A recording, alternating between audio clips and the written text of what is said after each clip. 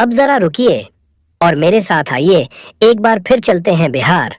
हाँ, वही बिहार जहाँ शिक्षा एक सपना भी है और कभी कभी मजाक भी।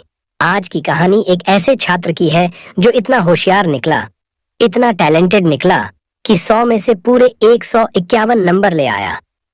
अब आप सोचिए जरा, 151 नंबर, 100 का पेपर और उसमें 151 नंबर। मतलब टीचर ने पेपर चेक करते करते खुद ही कह दिया होगा, मैं इसकी कॉपी जला दूं या सम्मान पत्र दे दूं।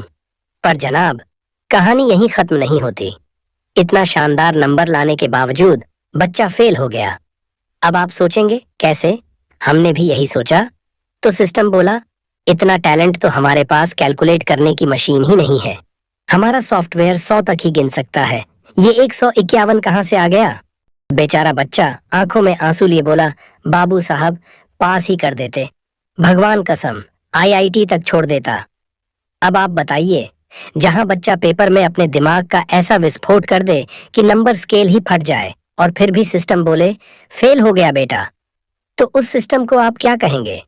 ये मजाक नहीं है, ये उस सिस्टम का आईना है जिसमें गलती अगर हो जाए तो कभी स्टूडेंट दोषी, कभी टीचर दोषी, कभी कंप्यूटर दोषी, लेकिन सिस्टम, वो तो हमेशा पाक साफ निकलेगा। और जब बच्चा हार जाता है तो लोग कहते हैं, अरे मेहनत नहीं की होगी।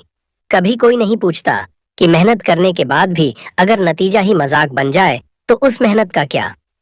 दोस्तों, बात एक छात्र की नहीं है, बात उस पूरी पीढ़ी की है जो आज भी सिस्टम की गलती का बोझ उठाती है। और हाँ, उस बच्चे को तो फेल कर दिया गया, पर असल में फेल तो हमारा सिस्टम हो गया था।